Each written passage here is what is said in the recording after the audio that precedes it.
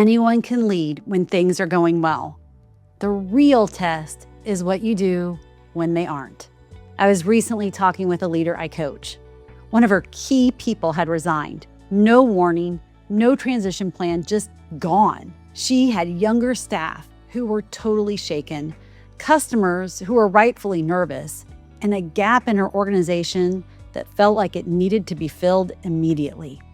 Before we finished the conversation, she had already started solving the problem. She was rearranging her calendar, planning which store locations she'd cover personally, figuring out just how much she could carry until things settled down. And honestly, none of it sounded unreasonable. In fact, it sounded exactly like what most people would expect a strong leader to do. Then she stopped because she remembered a question we'd worked on together in the past, and that question changed everything. But before I tell you what it was, I want to tell you why I think so many good leaders miss this. After years of coaching executives, business owners, and leadership teams, I've noticed something. The most seductive form of overfunctioning doesn't happen when things are going well. It happens during a crisis. Because in a crisis, stepping in doesn't just feel helpful. It feels responsible. No one questions it. No one pulls you aside and asks, "Are you sure this is yours to carry?" They simply watch you carry it, and they call it leadership. But something else is happening underneath. Every time a leader steps in to solve a problem their team could have handled, they don't just take on more work. They quietly send a message, not intentionally, and certainly not maliciously, but clearly. And that is this: I don't trust you with this. Teams feel that, even when it isn't spoken, even when the leader genuinely believes they're helping. That's why this leader stopped herself. Not because the situation changed, because she realized her first instinct might not actually be leadership. It might be a pattern. And the question she asked herself was this: do I actually need to do this? Or do I just believe I do? I love that question because it creates something we rarely give ourselves during difficult moments: space. Just enough space to separate the situation from the pattern. When she sat with it honestly, the answer surprised her. She didn't need to step in. She had capable people, experienced people, trusted people, people who had been waiting, perhaps without even realizing it themselves, for an opportunity to lead. So instead of taking over, she chose a leader, clarified the responsibility, communicated her confidence, made her expectations clear, and stepped back. Not because the crisis disappeared, because she chose to lead differently. And something remarkable happened.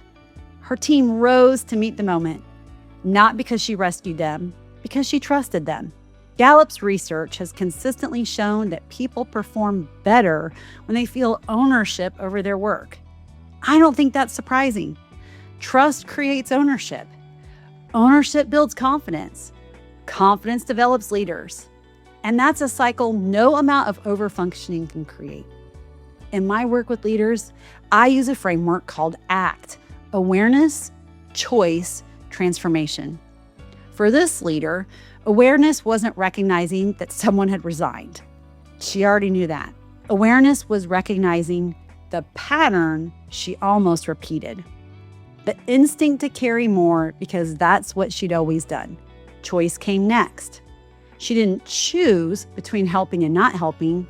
She chose between leading the way she always had or leading intentionally. And transformation? It wasn't one dramatic moment.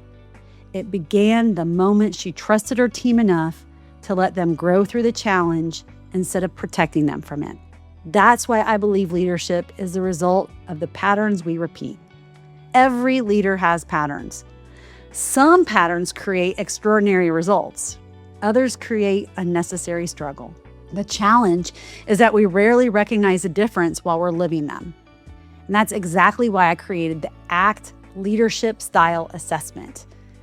Not to tell you who you are, but to help you recognize the leadership patterns shaping the results you're creating today. In less than 10 minutes, you'll discover your leadership style, your primary pattern, your growth pattern, and practical actions you can begin applying immediately.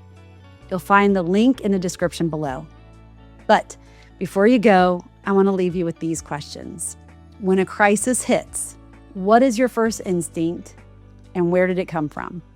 Is there someone on your team who is more capable than you're currently allowing them to be? And finally, what would change if your next difficult moment, you choose trust before control? Because leadership is the result of the patterns we repeat. And the moment you recognize the pattern, you regain the power to choose differently. And that's authentic leadership.